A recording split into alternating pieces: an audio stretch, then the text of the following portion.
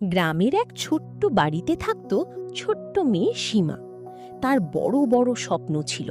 সারা দিন মাঠে দৌড়াতো, ফুল তুলতো, আর সন্ধ্যা হলেই ছুটে যেত মায়ের কাছে গল্প শোনার।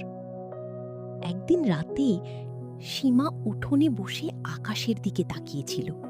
মা পাশে বসে চুলে হাত।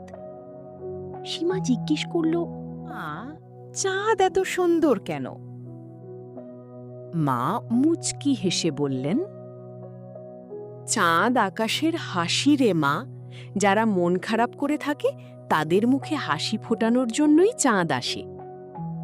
সীমা অবাক হয়ে চাঁদের দিকে তাকিয়ে রইল। হালকা বাতাস বইছিল, নারকেল গাছ দুলছিল, দূরে নদীর জল চিকচিক করছিল চাঁদের আলোয়। মা আবার বলতে শুরু করলেন, অনেক অনেক বছর আগে আকাশে কোনো চাঁদ ছিল না। তখন রাত ছিল একদম অন্ধকার। মানুষ ভয় পেত, শিশুরা কাঁদত, কেউ বাইরে বেরোতে পারত না। সেই সময় এক ছোট্ট মেয়ে ছিল, তার নাম ছিল জ্যোতি। সে খুব গরিব ছিল, কিন্তু তার মন ছিল খুব ভালো। একদিন সে দেখল এক বৃদ্ধা ঠান্ডায় কাঁপছে। জ্যোতি নিজের একমাত্র চাদরটা বৃদ্ধাকে দিয়ে দিল। বৃদ্ধা আসলে ছিলেন আকাশের পরী। তিনি খুশি হয়ে বললেন, তোমার মনের আলো আজ থেকে পুরো পৃথিবীকে আলো দেবে। তারপর সেই ছোট্ট মেয়েটি আকাশের চাঁদ হয়ে গেল। গল্প শুনে সীমার চোখ বড় হয়ে গেল। সে বলল, মা, তাহলে ভালো মানুষরাই আকাশে তারা হয়? মা হেসে বললেন, হ্যাঁ রে মা, ভালোবাসা কখনো হারিয়ে যায় না। ভালো মানুষদের আলো সব সময় থেকে যায়।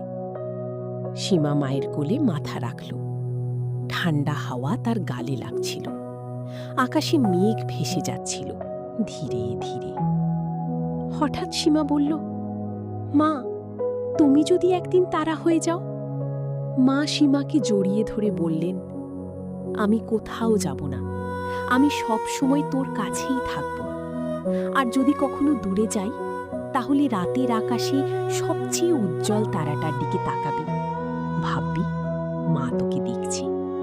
সীমার চোখে জল চলে এলো। সে মাকে শক্ত করে জড়িয়ে ধরল। সেই রাতে সীমা ঘুমিয়ে পড়ল মায়ের কোলে। বাইরে তখনও চাঁদের আলো ঝলমল করছিল।